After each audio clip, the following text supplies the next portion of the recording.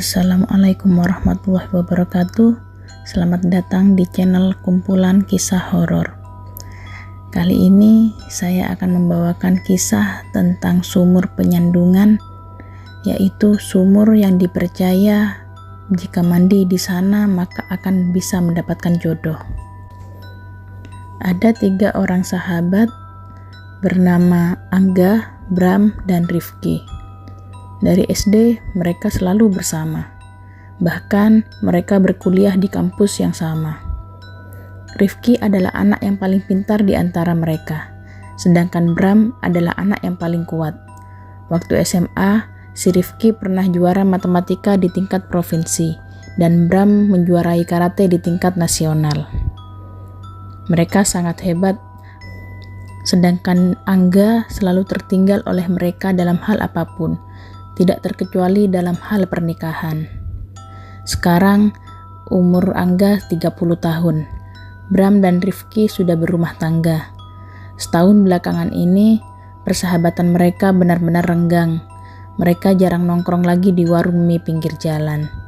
Setiap kali Angga mengajak mereka nongkrong, jawabannya pasti sibuk dan berujung pada pertanyaan yang membuat Angga kesal. "Kapan sih, Ga, kamu nikah? Kamu udah tua. Ayolah, jangan banyak pilih. Nikah itu enak loh." Pasti kalimat itu yang keluar dari mulut mereka. Bukannya Angga tidak mau nikah, tapi sampai saat ini dia belum dipertemukan dengan wanita yang tepat. Siklus asmara Angga dari dulu sangat monoton. Biasanya kalau Angga suka sama perempuan, pasti perempuannya tidak menyukainya. Dan kalaupun ada perempuan yang naksir pada Angga, entah kenapa biasanya Angga tidak suka sama perempuan itu. Begitu dan begitu terus dari tahun ke tahun. Angga tidak pasif. Selama ini dia gencar mencari jodoh. Sayangnya, jodoh itu bukan perkara yang gampang. Dia mencari wanita yang bersifat baik. Sebab mau bagaimanapun, sifat seseorang tidak akan bisa diubah karena itu adalah bawaan alamiahnya. Makanya, daripada Angga menyesal di kemudian hari, lebih baik dia memilih dengan hati-hati. Di hari Minggu pertengahan Agustus, dia datang ke acara pernikahan teman lamanya. Ya, seperti biasanya, dia selalu datang seorang diri. Sementara Bram dan Rifki bersama istrinya. Setelah bersalaman dengan pengantin, Angga pergi ke prasmanan dan mengambil makanan secukupnya. Ketika ingin bergabung dengan kedua sahabatnya, Angga melihat meja mereka sudah penuh oleh temannya yang juga sudah berkeluarga. Bram memanggil Angga, "Sini gabung, ambil kursi." Lalu Angga menjawab, "Aku di sini aja, Bram." Akhirnya Angga duduk sendirian. Di samping meja Angga ada sekelompok bapak-bapak. Dia mendengar mereka membicarakan soal jodoh. Dia menguping obrolan mereka. "Di Penyandungan, ampuh nggak?" tanya salah satu dari mereka pada kawannya. "Ampuh, temanku kemarin mandi di sumur itu dan langsung dapat jodoh." "Cantik nggak jodohnya?" "Beh, cantik banget coy, bohai," katanya. "Penyandungan, di mana itu?" Angga menggeserkan tempat duduk agar bisa menguping dengan jelas percakapan mereka. "Datang aja ke sana. Sumur Penyandungan ada di Banten. Akang mau poligami pun bisa," kata salah seorang dari mereka. Sebelum mereka menyelesaikan makanannya, Angga sudah mencatat baik-baik lokasi sumur Penyandungan itu dalam otaknya. Apa salahnya dicoba? Siapa tahu sumur itu memang ampuh mendatangkan jodoh. Tiba-tiba ada seorang wanita yang menghampiri Angga. Dia langsung duduk di hadapan Angga. Dia Rini, wanita yang sudah lama sekali menyukai Angga. Tapi Angga hanya menganggapnya teman, tidak lebih. Setelah sekian lama mengobrol, Angga bertanya pada Rini, apakah dia mau mengantarnya ke sumur Penyandungan. Rini langsung mengiyakan. Dia kira itu adalah tempat wisata. Dia kegirangan. Dari dulu, Rini memang pingin diajak jalan oleh Angga. Lalu Angga menjawab bahwa dia ingin mencari jodoh di sana. Rini terdiam sejenak. Rupanya dia kecewa. Namun, dia mempertimbangkan ajakan Angga, dan akhirnya dia mau ikut Angga ke sumur penyandungan itu. Keesokan paginya, Angga menjemput Rini di rumahnya. Dia sudah mencari informasi tentang sumur penyandungan itu di internet, dan dia yakin tidak akan nyasar. Mereka berangkat naik kereta. Setibanya di stasiun tujuan, perjalanan dilanjutkan dengan naik mobil angkot menuju lokasi sumur penyandungan. Mereka berdua tiba di sebuah perkampungan. Angga sempat bertanya pada salah satu penduduk di sana tentang keberadaan sumur penyandungan. Katanya, kalau mau ke sana harus izin terlebih dahulu pada kuncennya, yaitu Abah Maman. Mereka pun dibawa oleh salah satu warga menuju rumah Abah Maman. Ternyata, Abah Maman ini orangnya sangat ramah. Dia dan istrinya menyambut kedatangan mereka dengan baik.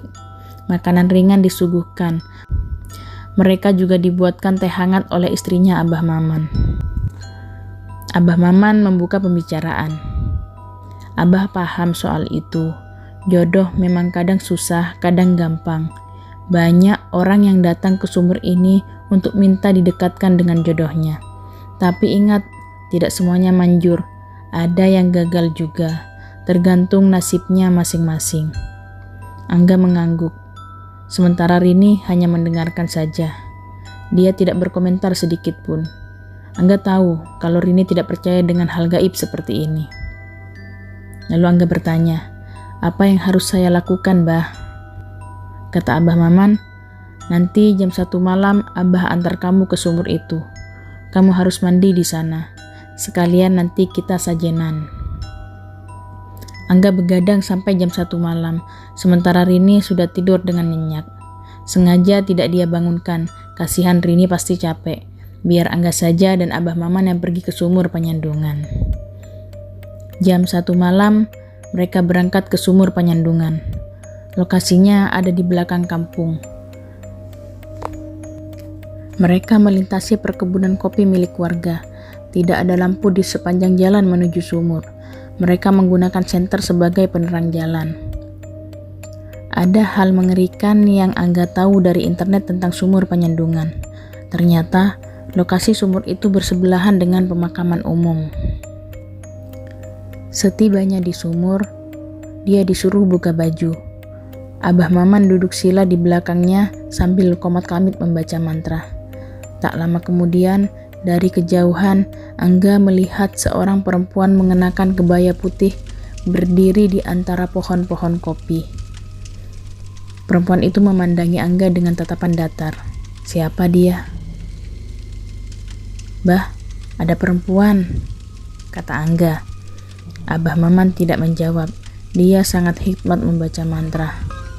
Semakin lama dia perhatikan, tatapan perempuan itu semakin menakutkan. Angga lalu menunduk, bulu kuduknya merinding. Lalu dari genangan air sumur, dia melihat 3 bayangan lelaki sedang berdiri di belakangnya. Namun saat menoleh ke belakang, Angga tidak melihat siapapun kecuali Abah Maman. Angga kembali mendongak ke arah pohon kopi. Wanita yang tadi berdiri di kejauhan, sekarang malah semakin dekat dengannya. Dia berdiri di seberang sumur, memperhatikannya dengan tatapan yang datar. "Bah, itu siapa?" tanya Angga lagi. Tapi Abah Maman tidak menjawab. Kedua matanya masih terpejam sambil membaca mantra. Angga, ngapain di sini? Pulang, Nak." Sayup-sayup Angga mendengar suara wanita yang memanggil namanya. Dia sangat kenal suara itu. Ya, tidak salah lagi, itu adalah suara almarhum ibunya. Dia mencari sumber suara wanita tersebut. Itu jelas sekali suara ibunya, padahal ibunya sudah meninggal 5 tahun yang lalu. Angga melihat Abah Maman membuka matanya. Ia mendekati wanita misterius yang masih berdiri di seberang sumur. Kemudian, Abah Maman berlutut sambil menunduk di hadapan wanita tersebut. Angga tidak mendengar jelas percakapan mereka. Yang dia lihat, Abah Maman mengangguk-angguk seakan sedang mengiyakan perintah wanita misterius itu. Tak lama kemudian, Abah Maman berdiri, lalu dia menghampiri Angga. Wajahnya begitu tenang, seolah memberitahunya kalau semuanya akan baik-baik saja. Dia menyuruhku jongkok di depan sumur. Kemudian, Abah Maman meraih gayung batok yang mengambang di permukaan sumur. Angga sempat menoleh pada wanita misterius itu, dan ajaibnya dia sudah menghilang entah kemana. Angga bertanya, "Bah, wanita tadi siapa?" Abah pun menjawab, "Dia nyai penunggu sumur ini," sambil mengguyurkan air ke tubuh Angga. Angga menggigil. Air sumur Panyandungan terasa sangat dingin. "Penunggu sumur? Jadi wanita tadi setan dong, Bah?" tanya Angga. "Bukan setan, tapi jin baik penunggu sumur Panyandungan." Abah Maman kembali mengguyurkan air ke tubuhnya. Angga tidak tahu apa bedanya antara setan dan jin. Dia mengusap air yang membasahi wajahnya. "Bah, tadi ada suara almarhum ibuku. Ada apa ya?" tanyanya lagi. "Di sini banyak dedemit. Kamu harus hati-hati. Jangan terpengaruh sama suara apapun termasuk yang menyerupai suara ibumu." Abah Maman menasihatinya. "Oh begitu ya, Bah," kata Angga. Dia mendongak ke langit. Di atas sana bulan mengambang tenang, memancarkan cahaya yang menyinari sumur Panyandungan. Lalu Angga melanjutkan pertanyaannya. "Bah, setelah ini apa lagi prosesnya?" Abah Maman menjawab, "Kamu harus berendam di sumur ini." "Berapa lama, Mbah?" tanyanya lagi. "Sampai jam 5 pagi. Angga terkejut mendengar perkataannya. "Nanti akan ada banyak godaan selama kamu berendam di sumur ini. Ingat, apapun yang kamu lihat atau dengar, jangan sekali-sekali keluar dari sumur Panyandungan. Kalau kamu keluar dari sumur ini, otomatis kamu gagal," jelas Abah Maman. Tampaknya dia sudah menyelesaikan guyuran terakhirnya. "Baik, Bah, tapi Abah Maman nungguin aku kan di sini?" tanya Angga ragu-ragu. "Oh tidak, Abah mau pulang. Nanti pagi Abah kesini lagi." Lalu Angga menjawab, "Wah, yang benar saja, Bah. Aku takut sendirian di sini." "Kamu lebih takut sendirian di sumur ini? Apa jadi bujang lapuk seumur hidup?" tanya Abah Maman sambil terkekeh. "Sudah, ikuti saja perintah Abah. Abah yakin kalau kamu kuat berendam di dalam sumur ini, kamu pasti segera dapat jodoh." Angga menunduk, jantungnya pun berdegup lebih cepat. Dia tahu kalau sumur ini angker dan dia akan berendam di sini sendirian. "Tapi tetap pakai senter kan, Bah?" tanyanya lagi. Lalu Abah Maman menjawab, "Iya, nanti Abah tinggalin 1 senter di sini." Tak lama kemudian, Angga disuruh masuk ke dalam sumur itu. Ternyata kedalaman sumur Panyandungan hanya sebatas dadanya. Agar bisa bernafas, Angga harus berdiri sampai jam 5 pagi di sumur ini. Abah Maman menggantungkan lampu senter pada dahan pohon kopi dekat sumur. "Abah pergi dulu ya, nanti pagi Abah balik lagi ke sini." "Iya, Bah," timpal Angga. Angga ditinggalkan seorang diri di sumur itu. Abah Maman tidak memberinya mantra apapun.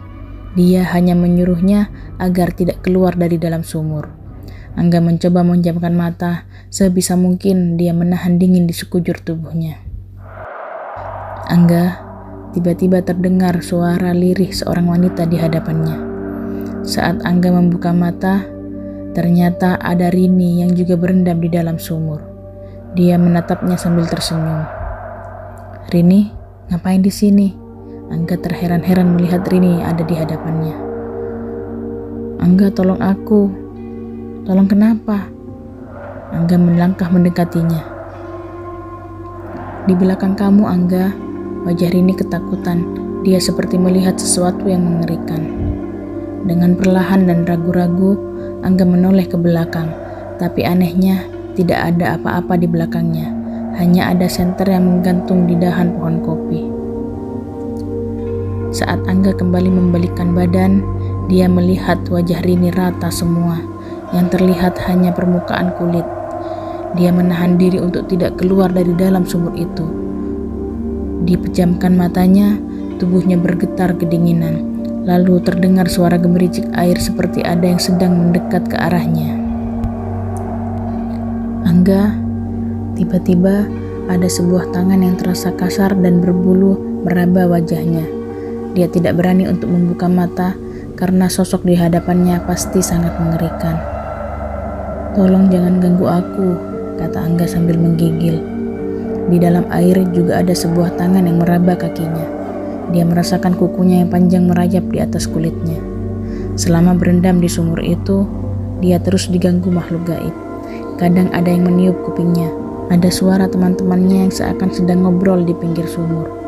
Dan yang tidak kalah mengerikan adalah dia mendengar kembali suara almarhum ibu yang menyuruhnya untuk pulang.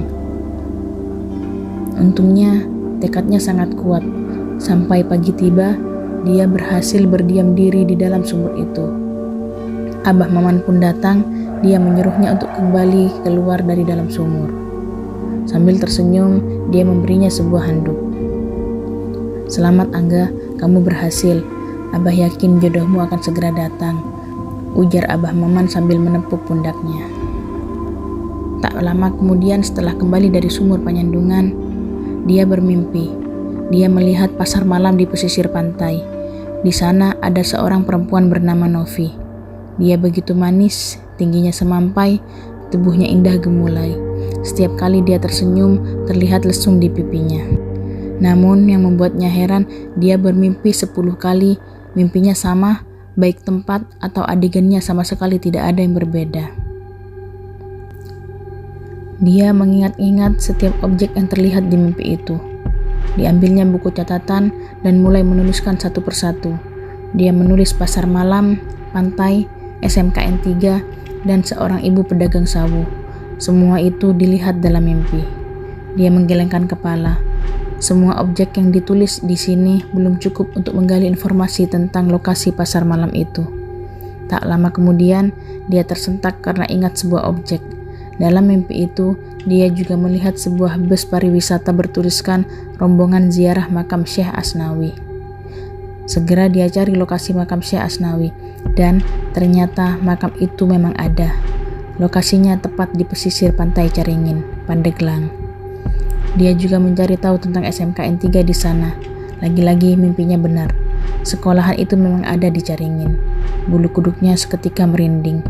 Mimpi itu bukanlah sebuah kebetulan. Dia tidak boleh menyia-nyiakannya. Pada hari Sabtu, dia berangkat sendirian ke Caringin. Banyak bus-bus pariwisata yang mengangkut para peziarah. Dia sama sekali tidak mengenal siapa itu Syekh Asnawi. Setelah dicari tahu di internet, ternyata beliau adalah seorang ulama besar di Banten. Syekh Asnawi terkenal sebagai ulama yang aktif menentang kolonialisme Belanda.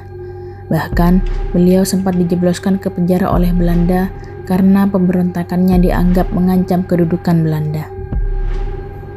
Pencariannya semakin menemukan titik terang saat melihat seorang ibu-ibu pedagang sawo di pinggir jalan. Tidak salah lagi, wajahnya mirip dengan yang dia lihat dalam mimpi. Segera dia menghampiri ibu tersebut. Dia bertanya soal pasar malam di pesisir pantai. "Oh, pasar malam ya? Mas, dari sini lurus. Nanti pas ketemu gang pertama, Mas masuk. Dan dari sana tinggal lurus saja. Pasar malamnya dekat pantai, Mas," jawabnya. "Jadi, beneran ada pasar malam di sana, Bu?" kata Angga. "Iya, ada, Mas." "Baik, Bu, terima kasih ya." Angga langsung berterima kasih dan langsung menuju lokasi yang ditunjukkan oleh ibu penjual sawo. Benar saja, dia ingat betul kalau ini adalah pasar yang dia lihat dalam mimpi. Dia harus menunggu sampai pasar ini ramai pengunjung.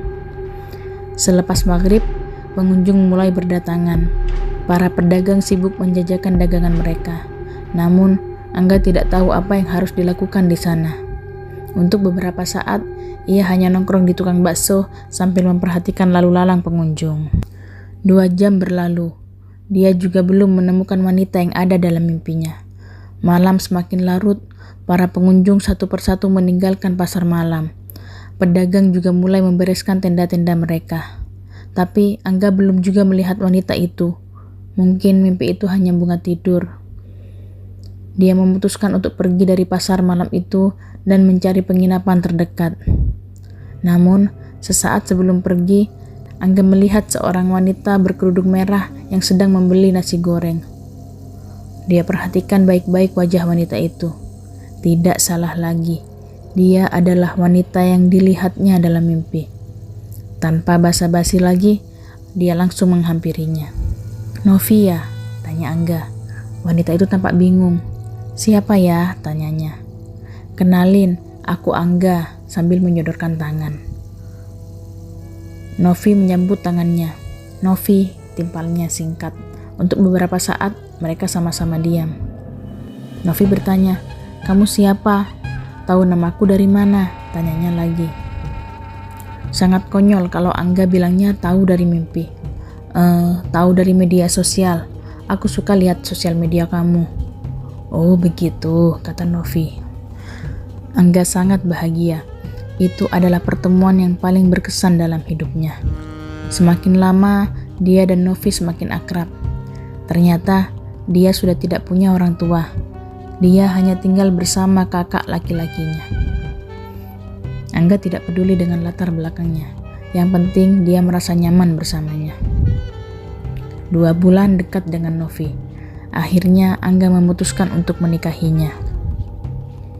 Pernikahan mereka sangat meriah. Dia tidak menyangka ternyata sumur penyandungan itu manjur. Dia tahu Rini pasti kecewa. Tapi mau bagaimana lagi? Angga benar-benar mencintai Novi, wanita yang dia kenal lewat mimpi. Setelah 1 minggu Novi menjadi istri sahnya, tidak ada hal janggal dalam rumah tangga mereka. Hingga akhirnya suatu malam, Angga terbangun dan Novi tidak ada di kamar. Dia mencari ke seluruh ruangan rumah, tetapi tetap tidak ada. Jelas Angga panik dan segera lari keluar rumah untuk mencarinya. Ternyata Novi ada di luar, sedang mengobrol sendirian di halaman rumah. Dia penasaran, apakah istrinya bisa melihat hantu? Lalu Angga bertanya pada Novi dia ngobrol dengan siapa sambil menghampirinya. "Iya mas, maaf, aku baru bilang sama kamu kalau aku bisa melihat hantu. Tadi ada pocong yang mau masuk ke rumah kita, tapi udah aku usir," jelas Novi. Angga tidak menyangka kalau istrinya ternyata seorang indigo. "Nanti kita bicarakan lagi soal ini. Sekarang ayo kita masuk," ajak Angga. Selain kejanggalan itu, Angga juga mulai mempertanyakan ketaatannya terhadap ajaran agama. Karena selama tinggal serumah dengan Novi, Angga tidak pernah sekalipun melihatnya sholat, apalagi mengaji. Pernah satu malam saat Angga membaca Al-Quran, Novi menghampirinya dengan wajahnya yang panik. "Mas, aku lagi sakit gigi. Baca Al-Qurannya nanti saja ya," ujar Novi. Dia menyuruhnya untuk berhenti membaca Al-Quran. Angga bingung. Katanya sakit gigi, tapi dia tidak mau diajak ke dokter. Tampaknya memang ada sesuatu yang belum diketahui tentang Novi. Tingkahnya semakin lama semakin aneh. Angga harus tanyakan ini ke orang pintar. Angga bekerja sebagai freelancer di bidang desain grafis. Pekerjaan itu membuat Angga lebih banyak waktu untuk mengawasi tingkah Novi di rumah. Pada suatu pagi, Novi sedang memasak di dapur, sedangkan Angga sibuk mengerjakan pesanan kliennya. Tidak lama berselang, Novi seperti mengobrol dengan seseorang di dapur. Sesekali dia mendengar ia tertawa. Novi seperti sedang mengobrol dengan teman akrabnya. "Novi, kamu kenapa sih? Aku gak suka dengar kamu ngobrol sendirian kayak gitu." "Maaf mas," Novi menunduk. "Kamu ngobrol sama siapa? Hantu?" Novi pun menjawab, "Dia temanku." Angga menggelengkan kepala. "Aku gak mau punya istri yang berteman dengan hantu." Lalu Novi menjawab, "Ya udah, aku minta maaf mas." Dia lalu menoleh ke kanan. "Kamu pulang aja ya, suamiku marah," kata Novi kepada sosok yang tak kasat mata di sampingnya. Setelah Novi bilang seperti itu, jendela dapurnya terbuka dengan sendirinya, seperti ada sesuatu yang keluar dari ruangan itu. "Novi, aku paham kamu bisa lihat hantu, tapi aku tidak bisa membiarkan istriku berteman dengan makhluk halus. Sekarang kamu udah jadi istriku. Aku mohon jangan berinteraksi dengan hantu lagi ya." Novi pun menjawab, "Iya mas, aku janji." Pada tengah malam, lagi-lagi Angga terbangun. Novi sudah tidak ada di tempat tidur. Dia pun bangun untuk mencari Novi. Sebelum sempat membuka pintu kamar, dia mendengar suara Novi sedang mengobrol dengan seseorang. Kali ini, dia dapat mendengar suara lawan bicaranya itu. Dibukanya sedikit pintu kamar lalu mengintip Novi dari celah pintu. Yang dia lihat kali ini benar-benar membuatnya tercengang. Novi berubah wujud. Wajahnya hitam legam, kukunya panjang sampai menyentuh lantai. Angga dapat mengenalinya karena dia masih mengenakan baju tidur. Dia juga dapat melihat lawan bicaranya itu, sesosok genderuwo bermata merah menyala. Angga menutup pelan-pelan pintu kamar agar tidak terdengar oleh Novi. Sekujur tubuhnya bergetar ketakutan. Angga baru sadar kalau selama ini yang dinikahinya adalah Dedemit. Pantas saja sampai saat ini Novi tidak mau mengajaknya berkunjung ke rumahnya. Bisa jadi Novi dan kakaknya itu adalah Dedemit yang tinggal di pepohonan atau di tempat-tempat keramat lainnya. Gagang pintu kamarnya bergerak. Buru-buru Angga naik ke atas ranjang lalu berpura-pura tidur. Posisi tidurnya membelakangi pintu. Novi naik ke atas kasur, lalu tangan kanannya memeluknya dari belakang. Novi masih dalam wujud yang mengerikan. Badannya bau busuk. Itu membuatnya mual. Angga juga dapat merasakan kukunya yang panjang menyentuh tubuhnya. Tidak ada yang bisa dia lakukan. Kalau dia berontak, Dedemit ini pasti akan menyerangnya. Lebih baik Angga membiarkannya tidur bersamanya malam ini. Keesokan paginya, dia pergi dari rumah. Dia bilang ke Novi kalau sedang ada urusan dengan klien. Jelas Angga membohonginya. Padahal Angga pergi ke orang pintar untuk berkonsultasi soal ini. Bram memberitahunya soal dukun itu. Setibanya di rumah dukun, dia disambut dengan ramah. Dukun itu bernama Ki Handoko. Penampilan Ki Handoko sekali tidak mencerminkan seorang dukun. Dia mengenakan celana pendek dan kaos oblong warna putih. Nampaknya Ki Handoko tinggal sendirian di rumah ini. Ia menyuguhkan air putih dan pisang goreng yang terlihat sudah lembek dan tidak menarik. Istrimu itu adalah Dedemit sumur Panyandungan. Dia Dedemit perempuan yang umurnya sudah mencapai 3000 tahun tetapi tidak kunjung menikah. Tidak ada satupun jin yang mau menikahinya. Kalau istilah manusia, dia itu perawan tua. Tampaknya ada yang sengaja menjodohkanmu dengan Dedemit itu, jelas Ki Handoko. Jangan-jangan ini perbuatan Abah Maman. Ya, bisa jadi ulah manusia, kata Ki Handoko. Terus apa yang harus saya lakukan, Ki? Tanya Angga. Ceraikan istrimu, suruh dia kembali ke alamnya. Lalu Angga menjawab, tapi aku sudah menyetubuhinya, dan kalau dia hamil bagaimana? Tanyanya lagi. Anakmu akan menjadi setengah manusia dan setengah jin. Setelah mendengar perkataan Ki Handoko, dia langsung berharap si Novi ini tidak hamil.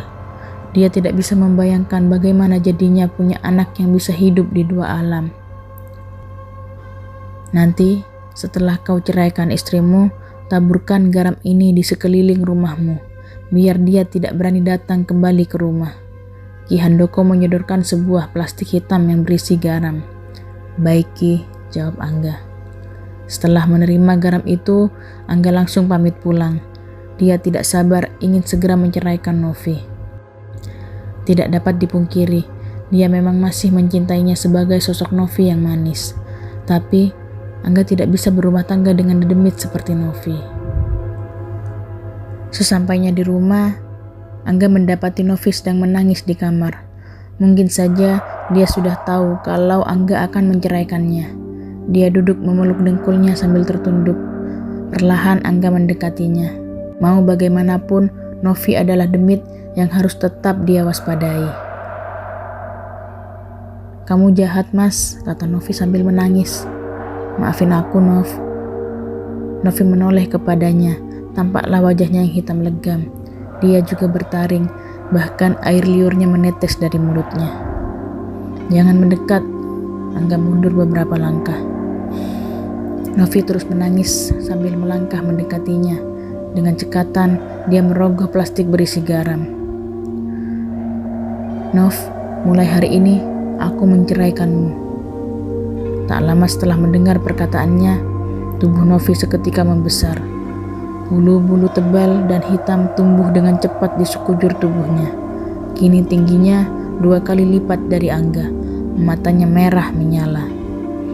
Segera dia lemparkan garam pemberian Ki Handoko ke sosok demit itu. Seketika Novi berteriak kesakitan lalu menghilang begitu saja. Walau wujudnya sudah tak terlihat, dia masih dapat mendengar suara Novi yang meminta tolong. Ditaburkannya butiran garam di sekeliling rumah agar dedemit itu tidak kembali lagi. Setelah menceraikan Novi, hatinya lega. Garam itu benar-benar manjur. Novi tidak berani datang lagi ke rumah ini. Tapi di hari kedua setelah perceraian, Angga kembali mendapat masalah. Pada tengah malam ketika sedang asyik menonton TV, ada seseorang mengetuk pintu rumahnya. Angga terkejut saat mendapati seorang bayi di depan pintu rumahnya. Bayi itu diletakkan di dalam kardus. Tangannya bergerak-gerak menandakan kalau bayi itu masih hidup. Angga bingung, ini bayi siapa dan dari mana datangnya? "Mas, bayi-bayi kita sudah lahir," teriak Novi dari kejauhan. Dia berdiri di luar gerbang rumah. "Bayi-bayi," Angga mengerutkan dahi. Tak lama kemudian, di sekeliling Novi ada banyak bayi yang melayang. Jumlahnya banyak sekali, mungkin 100 atau mungkin saja lebih dari itu. "Aku melahirkan 301 bayi, Mas, dan hanya 1 yang berwujud manusia. Aku titip 1 anak ini ke kamu, Mas ya. Tolong jaga dengan baik." Novi tersenyum lagi. Dia kemudian pergi begitu saja. Angga tidak menyangka bakal punya anak sebanyak itu. Dan sekarang, mau diapakan anakku ini? Mana bisa aku mengurus bayi sendirian? Oh iya, aku tidak perlu mengurusnya. Nanti biar babysitter yang mengurus bayi ini. Dibawanya bayi dalam kardus itu masuk ke dalam rumah, lalu diletakkan di atas tempat tidur. Bayi itu bertelanjang badan, tapi dalam keadaan bersih. Ternyata dia perempuan. Dia menamai anaknya dengan nama Claudia. Anaknya tumbuh dengan sehat. Angga tidak jadi membayar babysitter. Dia sendiri yang mengurusnya, biar kelak dia bisa akrab dengannya. Novi kadang datang ke rumahnya untuk menjenguk anaknya. Dia sering melihat ayunan Claudia bergerak sendiri. Tidak jarang popoknya sudah ada yang ganti, padahal Angga sama sekali belum menggantinya. Novi, istrinya yang telah dia ceraikan, yang ternyata dedemit itu, selalu ada di rumah ini. Mungkin efek garam itu sudah hilang. Angga sengaja membiarkan Novi sesekali menjenguk anaknya asal tidak mengganggu saja. Walau Angga tahu Novi sering mengunjungi Claudia, tapi Novi tidak mau menampakkan diri di hadapannya. Berbeda dengan anak-anaknya di alam gaib, dia melihat mereka melalui CCTV. Sebanyak 300 anaknya sering nongol di jendela kalau dia lagi tidur. Mereka lucu-lucu dan menggemaskan. Saat Claudia menginjak usia 6 tahun, dia pindah rumah ke pusat kota agar Claudia bisa bersekolah di sekolah favorit. Lebih dari itu, rumah itu juga menyimpan terlalu banyak kenangan baginya. Dia berharap Novi tidak mengikuti mereka. Kalau Claudia sering berinteraksi dengan ibunya, dia takut dia jadi indigo. Semua barang sudah dikeluarkan dari rumah. Claudia mendekatinya. Dia memeluk boneka panda kesayangannya. Sesaat, Angga memperhatikan rumah itu. Bayangan-bayangan tentang Novi kembali melintas di benaknya. Dia melangkah masuk ke dalam rumah. Dia merogoh spidol dari dalam saku celana. Lalu dia menulis sebuah pesan untuk Novi di dinding. "Novi, kami mau pindah rumah. Aku harap kamu tidak mengikuti kami. Biarkan Claudia tumbuh dewasa, menjadi manusia seutuhnya. Aku juga titip 300 anakku padamu. Jaga mereka baik-baik ya. Aku sayang kamu, Nov." Demikian kisah horor dari Sumur Penyandungan yang bisa saya ceritakan. Semoga bisa mengambil pelajaran dari kisah ini. Wassalamualaikum warahmatullahi wabarakatuh.